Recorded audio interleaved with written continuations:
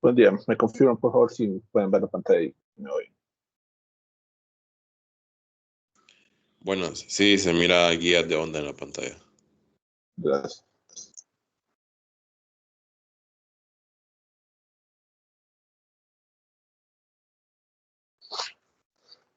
Entonces, quizás la pregunta que hacen en este momento, que son las guías de onda. Entonces vamos a entender por guía de onda cualquier estructura física que nos sirva para orientar o guiar las ondas electromagnéticas. Bajo este concepto, por ejemplo, un conductor, una línea de alta tensión, un cable coaxial, puede ser una antena parabólica, todo aquello que sirva para orientar o guiar el momento de mandar una onda electromagnética lo podemos considerar como guías de onda. Entonces, si lo que tenemos es un buen conductor, o un conductor en general, un buen conductor, perdón, vamos a considerar que el campo eléctrico y el campo magnético en el interior de es igual a cero.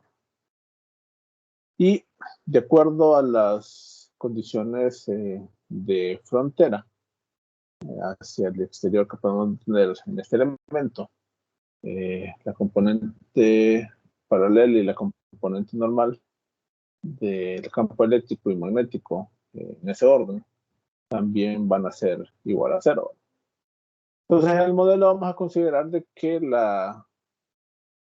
el espacio mediante el cual se está orientando o la coordenada en la cual se analiza la propagación es z, y que x, oye, son específicamente para describir ciertas formas que puede tener el objeto.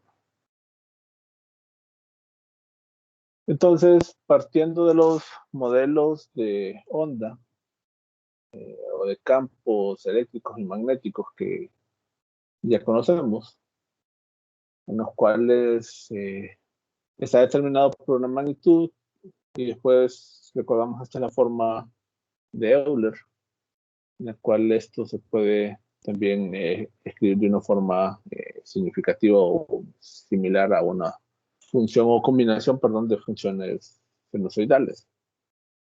Y bajo las condiciones anteriormente mencionadas, entonces las leyes de Maxwell aplicables para estas quedarían definidas de esta forma. Si recordamos aquí, ya no es igual la densidad de carga volumétrica entre la permitividad del elemento, y acá el otro término que teníamos también desaparece en función de lo anteriormente expresado. Entonces, teniendo en cuenta estos elementos, entonces algo en lo cual ya sabemos es que la magnitud de dicho campo, ya sea tanto el eléctrico o el magnético, pueden llegar a tener componentes en los diversos ejes. Recordamos, esto tiene que ver específicamente con esos términos que tenemos en esta parte. Y todo esto en conjunto define los campos a considerar en esta parte. Entonces, al igual, entonces tenemos una cantidad vectorial en la magnitud de esos campos vectoriales. Importante tener en consideración que estamos partiendo de un modelo monocromático, es decir, a una sola frecuencia específica, en la cual tenemos características del comportamiento de la onda o de la señal electromagnética definidos en estos argumentos. Entonces, de la combinación de las ecuaciones de Maxwell y estos elementos, en los cuales definimos las magnitudes como componentes coordenadas cartesianas, Entonces podemos obtener esta relación para dichas componentes. Básicamente del producto de la relación que tenemos de las ecuaciones 3 y 4. Entonces podemos obtener estas relaciones para los componentes. Entonces tenemos estas ecuaciones o este conjunto de ecuaciones diferenciales mediante las cuales, trabajando, entonces podemos obtener un modelo para determinar la forma que pueden tener los campos eléctricos y magnéticos asociados en una guía de onda. Entonces, en función de las ecuaciones que teníamos anteriormente, podemos determinar estos valores o estas expresiones para cada una de sus componentes en X y en Y para cada campo. Pero es importante señalar de que también faltan las componentes en Z. Entonces, estas se pueden determinar a través de esta ecuación diferencial de segundo orden para la componente que se estaría propagando en la componente de la magnitud de estos campos para Z.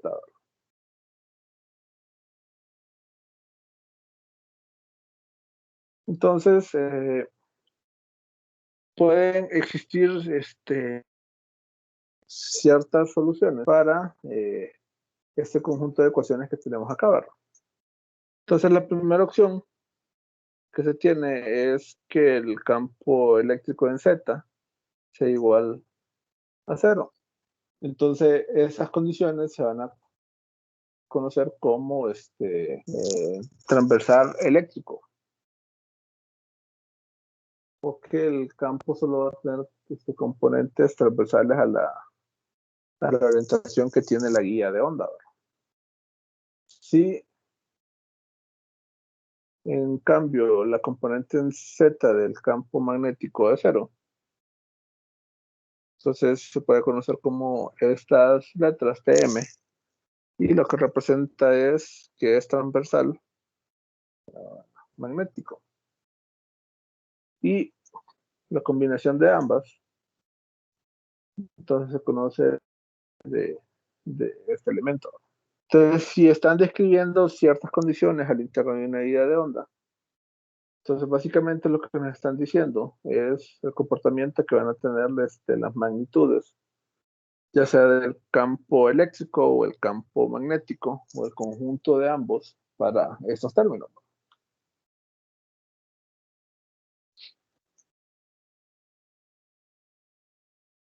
Entonces, si tenemos, en el caso propio que tenemos un caso de un transversal eléctrico, lo relacionado con estos elementos se simplifica de esta manera para el cruce de sus derivadas de sus componentes. Igual, si tenemos para cuando la componente en Z sea igual a 0.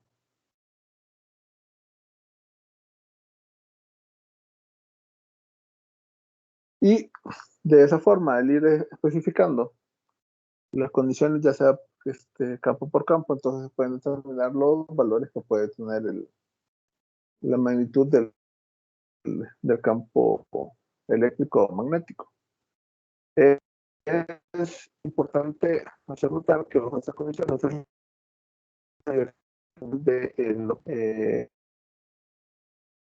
tiene que ser 0. Entonces, si es 0, estamos hablando de condiciones en las cuales que es constante, ¿verdad? Y que satisface las condiciones de ecuación de segundo grado de Laplace, ¿verdad? Y recuerden que la prusiana básicamente es la segunda derivada de cada uno de sus componentes, que tiene que ser igual a 0. pero probablemente cierta de esta información ya la teníamos en cuenta o ya la conocíamos, ya era nuestro conocimiento, partiendo del hecho de las condiciones iniciales que ya habíamos puesto, o de ciertos principios y condiciones propias que se habían identificado, por ejemplo, en casos anteriores como 321 o 415.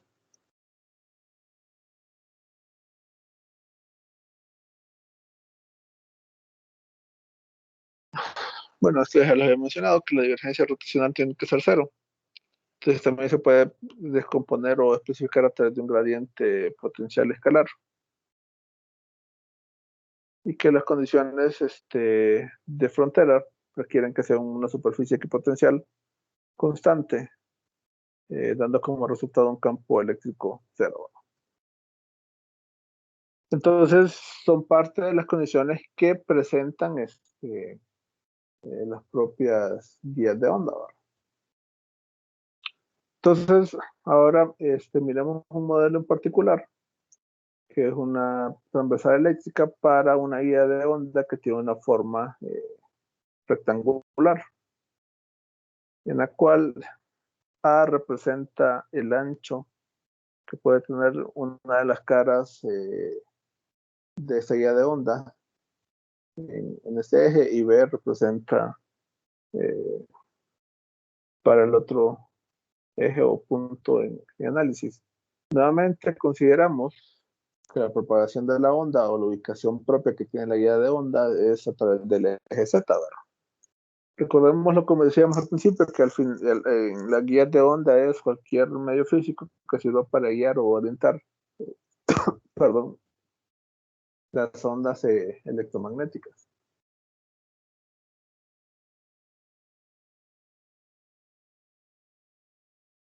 Entonces, perdón, ante esta posibilidad,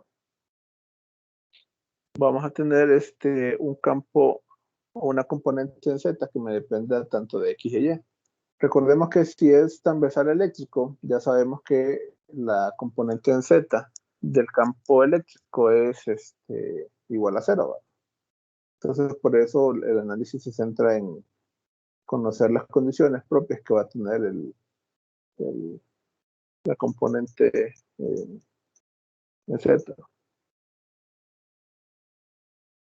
Solo permítame, quiero verificar. Y recordemos que acá los otros valores de las componentes dependen de estos elementos. O sea que lo clave en este aspecto es conocer los valores de las componentes del campo eléctrico y el campo magnético en Z, ¿verdad? Y al conocer estos valores, entonces podemos determinar los valores tanto para X y Y de ambos campos, ¿verdad? Entonces, si tenemos la condición propia es que es un transversal eléctrico, entonces ya sabemos que la componente en Z del campo eléctrico es igual a Z, ¿no? Entonces, si los valores de las otras funciones, de las otras componentes, es el resultado de derivar esta componente del campo magnético en Z, entonces partimos del hecho suponiendo de que probablemente, o no probablemente, sino que va a ser una función que dependa tanto de X y de Y, ¿verdad? Partiendo del hecho que esto puede ser definido como una constante, pero cumple el principio tal cual, ¿verdad? Entonces, aquí se aplica el concepto del método de separación de variables, el cual establece que si una función depende de dos variables o más, esta función se puede expresar o va a tener un equivalente que es igual a la multiplicación de funciones, con la diferencia que cada una de estas funciones solo depende de un término. Es decir, la componente en Z del campo magnético tiene o depende directamente de X y Y. Entonces esta componente, en función del principio del método de separación de variables, quiere decir que también tiene que ser igual a multiplicar una función que solo dependa de x. Y también multiplicado por una función que solo depende de y. Entonces, el método de separación de variables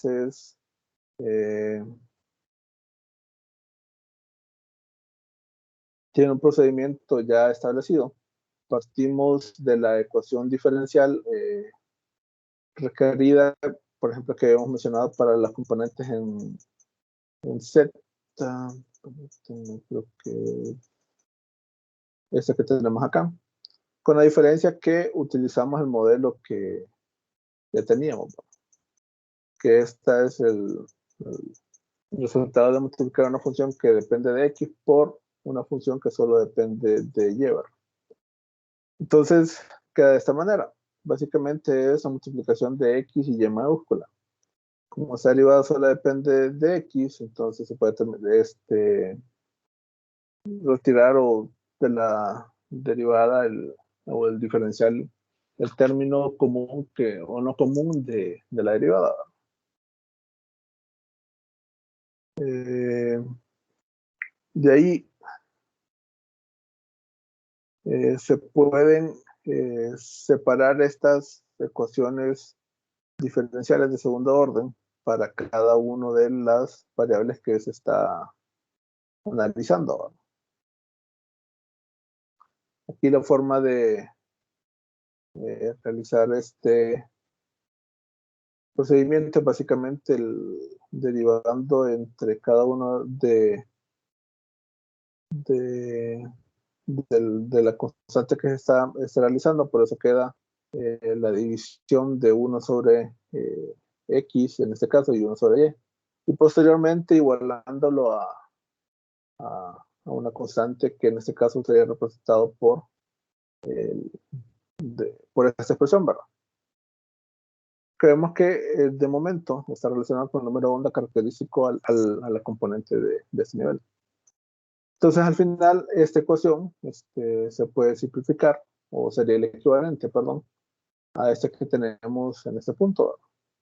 Porque los diferenciales han sido igualados al cuadrado de estos elementos constantes de este punto. Entonces, simplificándose, quedarían de esta manera. Entonces, una posible solución para este término es este elemento que tenemos en esta parte, ¿verdad?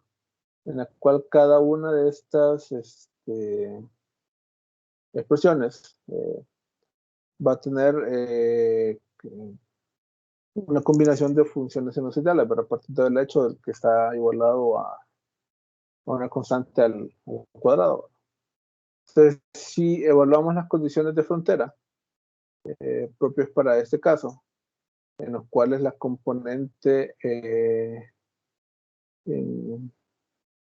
puede tener el campo magnético, así como la derivada de esta supuesta función que obtuvimos del método de separación de variables.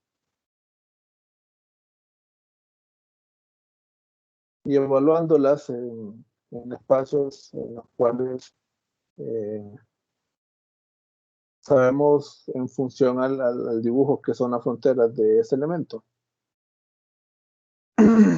Entonces es necesario que la componente o la magnitud A que está asociada a la función seno sea igual a 0. Por lo tanto, nos queda ese término. De esta manera se maximiza la expresión en los puntos extremos. Por lo tanto, podemos tomar esta relación en la cual el término que tiene mayor relevancia en el argumento de la función sea un múltiplo asociado a pi, ¿verdad? Para distinguir estos elementos. En la cual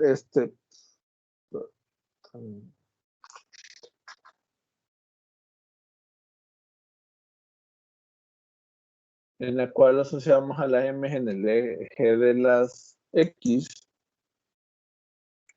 y vamos a ver posteriormente a n en el eje de la y, ¿verdad?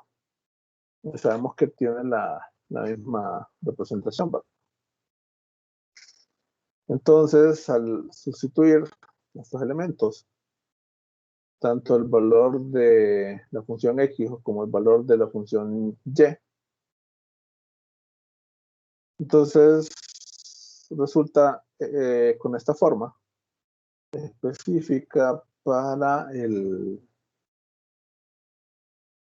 la componente en z del campo. Siempre tenemos un modelo senoidal con argumentos distintos y con la condición de que el valor de A sea superior al valor, superior o igual al valor de conforme a este arreglo. Entonces, tomando estas definiciones que se tiene para el número de onda de cada uno de estos ejes,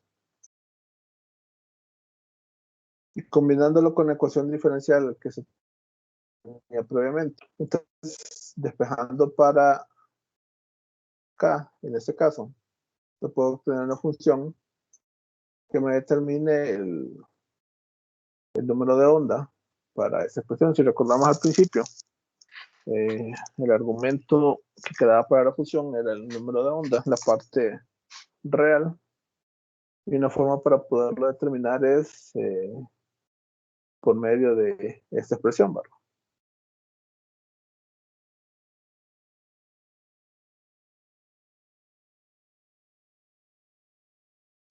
Entonces, podemos observar que en función de los nudos asociados con cada uno de estos elementos o componentes en X y en Y, entonces estará determinado el número de onda. Dicho de otra forma, estaría cuantizado, ¿verdad? Partiendo del hecho de que m y n no pueden tener cualquier valor, solo hay una cantidad de valores restrictivos para este valor. Entonces, si m y n no pueden tener un valor cualquiera, entonces igual el número de onda, para este caso, no puede tener un número cualquiera, ¿verdad? Y recordemos que al final este número de onda está asociado con la longitud de onda y frecuencia de la propia señal, ¿verdad? Entonces, para tener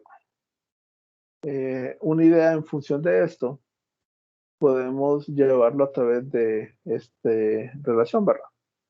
En la cual tenemos lo que se conoce ahora como una frecuencia de corte, o definido de esta forma como una velocidad angular de corte, mediante el cual supone un tope superior para las señales o el rango permitido que se puede tener de señales a través de ciertas guías de onda, ¿verdad? En la cual tiene un límite inferior, que es la señal propia que puede tener o característica, pero hay un valor superior a partir del cual eh, ya no sería posible el poder operar de esa manera. Entonces, generalmente se toma un valor representativo como como el duodécimo corte o en relación, perdón, a los valores cotizados de M y N para determinar esta relación, ¿verdad? Entonces, tomando un valor de 1 y 0, entonces sustituyendo los valores en esta parte es que tenemos una frecuencia tope para la consideración o combinación que tenemos de este tipo. Entonces, en función de este valor, entonces queda determinado el número de onda especificado para esta condición, ¿verdad? Entonces, en función de los valores permitidos que tenemos para m y n, entonces esto es relacionado para determinar el valor de esta frecuencia, velocidad angular, o sabemos que podemos decirlo frecuencia porque están directamente relacionados. Y la ecuación del número de onda que teníamos anteriormente se redefine a través de esta relación, ¿verdad? Ahora, aquí es, y vamos a ver un poco más adelante, muy importante ver la siguiente característica. Si recuerdan, ya hemos presentado la diferencia, por ejemplo, entre lo que era una velocidad individual y una velocidad de grupo. Mencionábamos que cuando tenemos señales que son exactamente la misma frecuencia,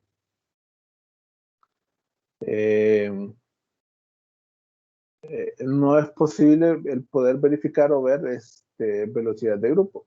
Pero la velocidad de grupo se presenta cuando estas señales que se están transmitiendo o que están influenciando los materiales tienen leves variaciones. Si les miramos en este caso, estamos hablando de un nivel de un diferencial, ¿verdad? Es decir, variaciones infinitesimales. Entonces, bajo estas condiciones, entonces tenemos dos velocidades. El asunto es, si nosotros analizamos este término, ¿cuáles son los valores posibles que se puedan obtener de esta relación?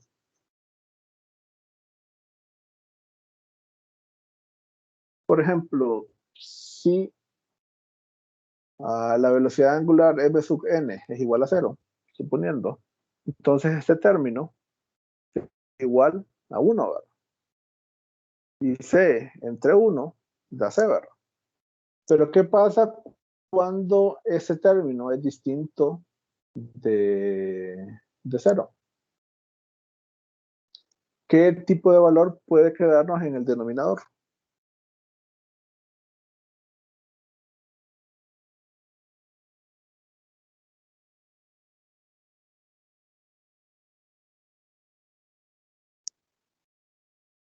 Entonces, si este valor es pequeño y está elevado al cuadrado, pero si es distinto de 0, eso va a hacer que el argumento que nos quede acá abajo sea un número inferior a 1, ¿verdad? Nosotros dividimos un valor entre un número inferior a 1, lo que nos da como resultado es que la cantidad que tenemos en el numerador sea superior, perdón, sea igual o superior a este valor, ¿verdad? Entonces estaríamos hablando de una velocidad que es superior a la velocidad de la luz en el vacío.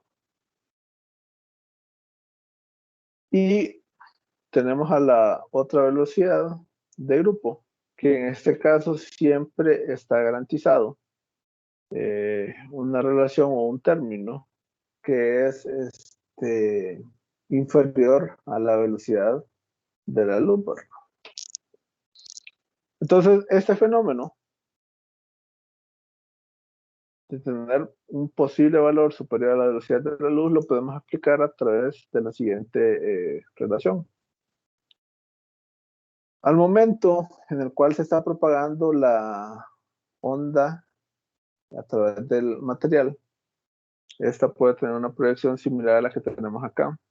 Como ya hemos visto anteriormente, cuando hablamos de conductores y la onda electromagnética llega a una frontera, no hay onda transmitida, ¿verdad?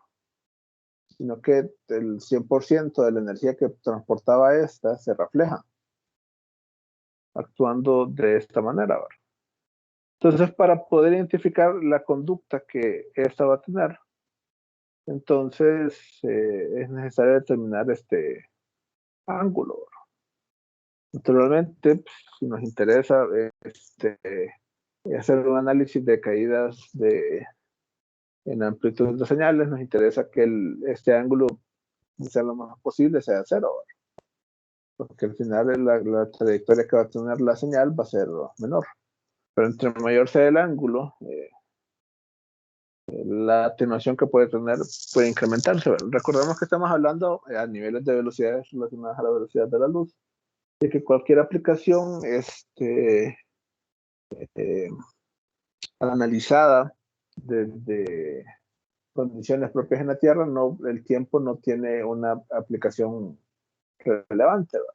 Sino que en este caso lo más representativo es posibles atenuaciones que podemos tener eh, como de la amplitud de esa señal. Entonces, aquí es muy importante ver estas líneas que tenemos acá, que vamos a llamar o reconocer con el nombre de frentes de onda.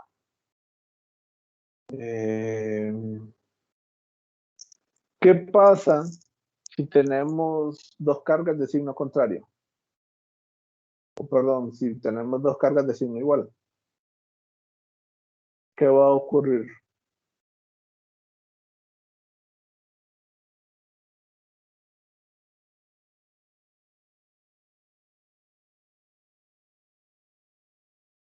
Se repelen.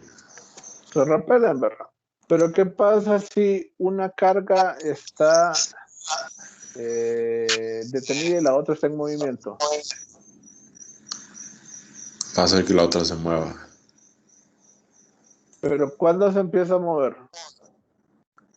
La que estaba detenida se va a mover de su punto de equilibrio. Pero ¿en qué momento se empieza a mover? Cuando interactúan los campos eléctricos. A medida que la carga que se mueve se acerca a ella, entonces la otra se va a ir moviendo. Entre más lejos esté, entonces no va a tener fuerza para moverla, me imagino.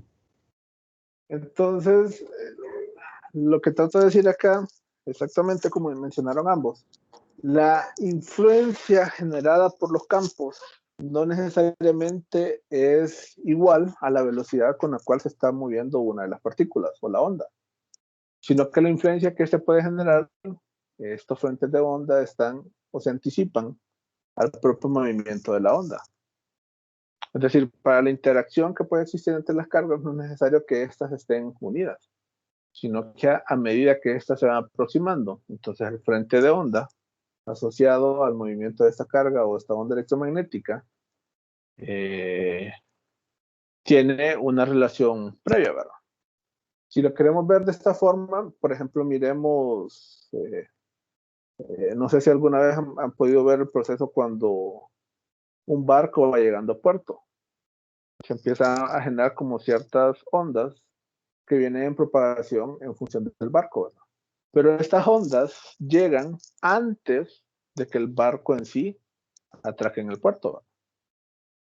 Entonces, de igual forma podemos ver estos frentes de onda. Por eso es que en la relación que teníamos anterior, es que lo relacionado a esta velocidad que estaría asociado con los frentes de onda es superior a la velocidad de grupo. La influencia ante la presencia de estas perturbaciones que pueden existir en el entorno es que provocan esta situación.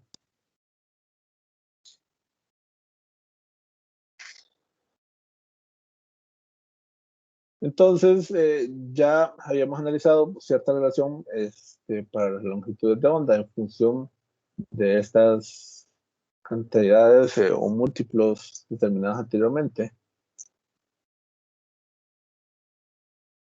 Y si tenemos entonces estas longitudes de onda, entonces se pueden relacionar directamente con los números de onda para este término. Entonces, para poder terminar de hacer la construcción del vector del número de onda, entonces quedaría definido de esta expresión. En cuáles los aportes determinados para cada uno de las componentes, en los cuales se ha determinado de esta manera, queda en función de estos múltiplos vistos anteriormente, pero para Z conserva las condiciones propias que tiene la propagación de la onda que se analiza. Entonces, se puede determinar la velocidad angular. Si recordamos, la velocidad de propagación es igual a la velocidad angular entre el número de onda. Entonces, si ya tenemos un modelo completo para definir el número de onda a través de su magnitud y asociado con la velocidad en este punto, entonces quedaría determinado de esta expresión, ¿verdad? Pero al final esta relación, para lo que nos sirve específicamente es para determinar el ángulo de incidencia que puede tener en este modelo, ¿verdad? Y como mencionábamos, si estamos interesados en aspectos de atenuación de la señal, lo que nos interesa es que este valor sea lo más cercano a cero. Entonces, en función de esta relación, entonces se puede determinar también de esta forma simplificada, tanto la velocidad de grupo, al igual que la velocidad de los frentes de onda que tenemos en ese tipo. Entonces, nuevamente se confirma lo que habíamos mencionado anteriormente. Si este término o esa frecuencia de corte es igual a cero, entonces la velocidad de grupo tendría que ser igual a cero. Pero al tener un valor distinto de cero, entonces va a ser que ese término, aunque podría ser pequeño, hace que todo el argumento que tenemos en el radical sea diferente de 1. Y evaluándolo solo pueden obtenerse valores que sean inferiores a 1. Entonces, confirmamos lo expresado anteriormente, que la velocidad del grupo va a ser inferior a la velocidad de la luz. Pero en este caso, tenemos el mismo argumento, entonces este es un término que es inferior a 1. Y al dividirlo, entonces, como el resultado que tenemos en el numerador tiene que ser mayor, ¿verdad? Pero hay que saber entender que aquí estamos haciendo referencia a el efecto que van a tener los frentes de onda. Es decir, que van a empezar a interferir o crear perturbaciones previo a que la onda en sí esté presente, ¿verdad? Similar como mencionábamos con las perturbaciones que produce cuando un barco está atracando. Que la agitación en el agua, la presencia o el desplazamiento de aguas posteriores se manifiesta adelante. Este fenómeno, si tienen la experiencia de conducir, por ejemplo, se da también cuando una persona al conducir quizás en un camino no tan libre ni tan con un tráfico tan pesado, pega un frenazo. Entonces, a pesar de que la persona que pegó el frenazo está adelante, todas las personas que vienen atrás generan una reacción en cadena, ¿verdad? Entonces, ese sería, por ejemplo, en este caso, el frente de onda de ese frenazo. Solo que en este caso estamos hablando de condiciones hacia adelante.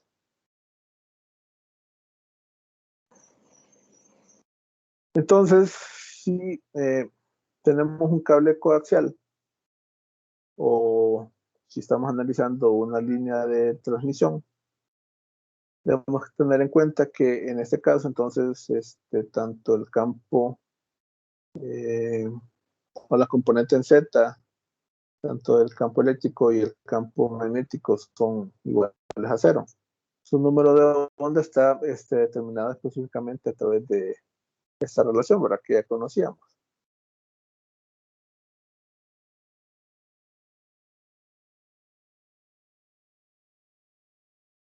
Entonces, de las ecuaciones que teníamos originalmente, en función a las relaciones que teníamos previas, determinar estos valores para la divergencia de ambos campos. Entonces podemos decir de que tanto el campo eléctrico y magnético asociado a una línea de transmisión o a un cable coaxial, no son dispersivas y que los mismos son perpendiculares entre sí. Entonces la relación que tenemos de las ecuaciones quedaría asociado de esta forma. ¿Verdad? Ya no tenemos una relación propia con la componente de z, pero sí el aporte de la variación es determinado de esta forma y tiene que ser equivalente entre estos elementos, ¿verdad?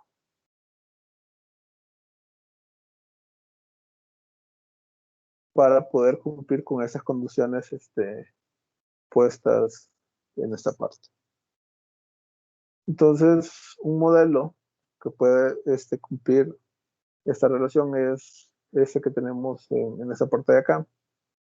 Al igual que como se ha hecho anteriormente, lo importante es determinar la magnitud de uno de los campos. Y en función a la relación de las magnitudes que esas tienen con la velocidad, se puede determinar el siguiente. Entonces, solo conociendo la magnitud entonces, del campo eléctrico, se puede conocer la magnitud del campo magnético. Y conociendo entonces la magnitud, la función de argumento que tenemos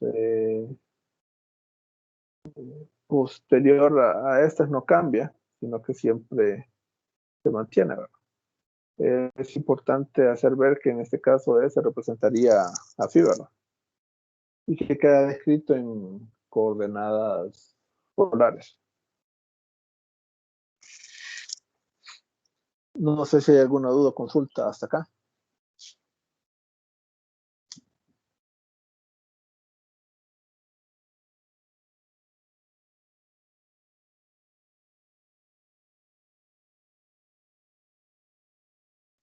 No, ingeniero. Referente al examen, yo más bien quería hacerles una propuesta si unificaba el examen de la segunda y tercera unidad. En la tercera unidad solo íbamos a ver radiación. Pero les voy a enviar un correo consultándoselos. Y lo que mencionaron que ocupaban sábado es que tenían otro examen, ¿verdad? De máquinas. No, ¿qué fue que mencionaron? De electrónica. Sí. Sí, de máquinas tenemos. Yo tengo de máquinas. Sí, tenemos de máquinas. Entonces, sí, no sería sábado, ¿verdad? Independiente o no, que se fusionen o no. Con unificarlo se refiere a unir los dos exámenes en un solo. Sí. Ajá.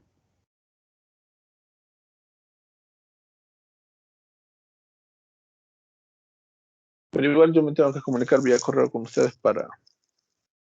Sí, mande la situación, cómo queda por correo y así arreglamos. Sí.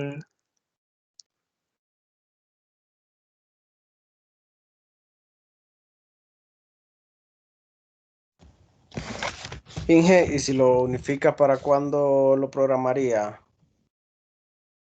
Yo creo que para la fecha que sale el tercero. De 2 semanas a partir del sábado, creo que es.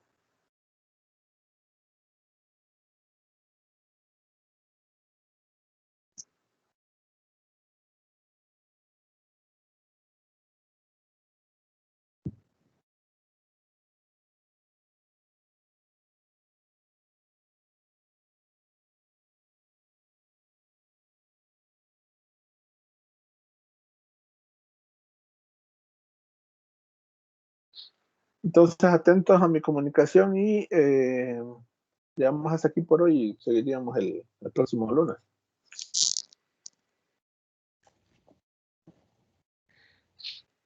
El lunes no hay clase. Gracias. Ah, es cierto, feriado, perdón. El martes. Con esto de la pandemia, aquí no nos sale en la casa. Ya no sabe la diferencia de los días. Perdón. Listo, ingeniero. Ingeniero, este Entonces, fin de semana largo, súbanos las presentaciones, por favor. sí, recuérdenme, si no las he subido el sábado, mándenme un correo, por favor, o llámenme. Correo, lo llamo. ¿Cuál es su número? El 9532-0542. 9532. 0542.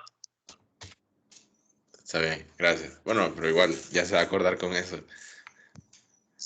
Ujú. Gracias.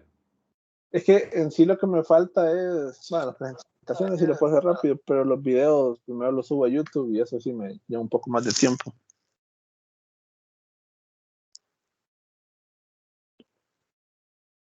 Pero, o sea, sí los tengo disponibles en la computadora, solo es de que me tienen que hacer.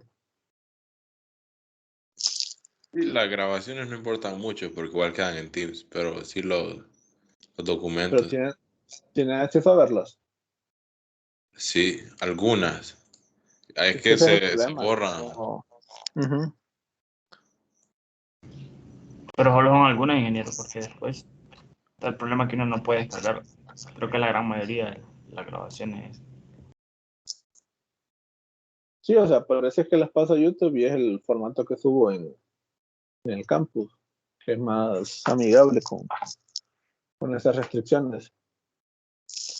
Porque tiene una Pero que, foto de viejito en YouTube. ah, Porque tiene una foto de un viejito en YouTube en el canal. nada en especial, ni particular. ¿Cómo dice? Nada en especial ni particular. Ah, No hay nada oculto ahí. Porque sería, bueno, no es Estados Unidos como una película que hay en Netflix ahorita de una señora que explotaba a los ancianos en el asilo. Pero no, nada que ver con eso. Inge, y si nos comparte también ahí su canal de YouTube. De veras, eso estaría bien. Solo que creo que no están públicos los videos, pero si te metes ahorita en el, ay, ¿cómo se llama? En el campus, si te vas a la opción de ver en YouTube, ya te sale. Es que no me acuerdo específicamente cómo estoy ahí. Pero el correo creo que tengo ahí es ramon.escalón.una@gmail.com. Pero en sí en YouTube no sé cómo aparece.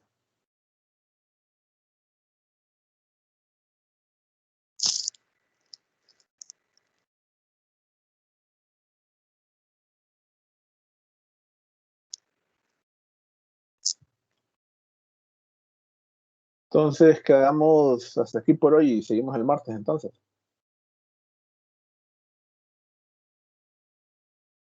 Gracias, ingeniero. Buenas noches. Igual pasen. cheque, gracias. Está bien, ingeniero. Buenas noches. Cheque. Noche, ingeniero, gracias.